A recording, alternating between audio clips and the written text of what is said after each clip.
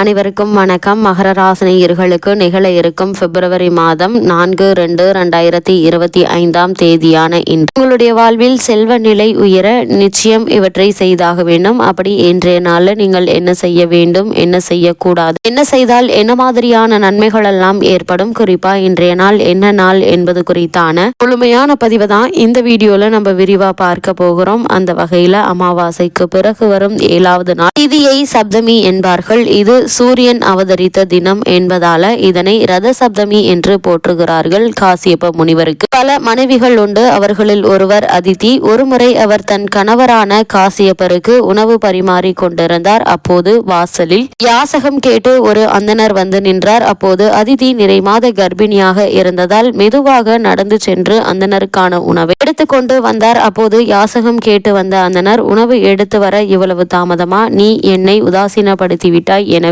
உன் வயிற்றில் வளரும் குழந்தை இறப்பான் என்று சாபம் கொடுத்து விட்டு சென்றார். பயந்து போன அதிதி இது பற்றி தனது கணவரிடம் தெரிவித்தார். காசியப்பரும், நீ வருந்த வேண்டாம், தேவர் உலகத்தில் இருந்து அழிவில்லாத ஒரு மகன் நமக்கு கிடைப்பான் என்று கூறினார். அதன்படியே பிரகாசமான ஒளியுடன் சூரியன் அதிதிக்கு மகனாக பிறந்தார். அவர் பிறந்த தினமே ரத சப்தமியாகும். அன்றைய தினம் சூரியனை நாம் வழிபாடு செய்தால் எண்ணற்ற பலன்கள் கிடைக்கும். அன்றைய தினம் செய்யும் தர்மங்களுக்கு அதிக புண்ணியம் வந்து சேரும். அதே போல் இந்த நாளில் தொடங்கும் தொழில் சிறப்பான வளர்ச்சியை பெறுங்க. அது மட்டும் இல்லாம கணவனை இழந்த பெண்கள் இந்த வழிபாட்டை மேற்கொண்டால் அடுத்த பிறவியில் இந்த நிலை வராது என்கின்றது புராணங்கள். தியானம் யோகாவை தொடங்க ரத சப்தமி சிறந்த தினமாக பார்க்கப்படுகிறது. ரத சப்தமி அன்று சூரியனுக்கு சிவப்பு நிற ஆடை அணிவித்து சிவப்பு நிற மலர்களை கொண்டு அர்ச்சனை செய்து நெய் விளக்கேற்றி வழிபட்டால் சூரியனால் ஏற்படும் தோஷங்கள் விலகும். சூரியனுக்கு உகந்த தானியம் கோதுமை. எனவே ரத சப்தமி அன்று சூரியனுக்கான நெய்வேத்தியத்தில் கோதுமையால் செய்யப்பட்ட உணவு இருப்பது பெரும் புண்ணியம் தரும் என கருதப்படுது.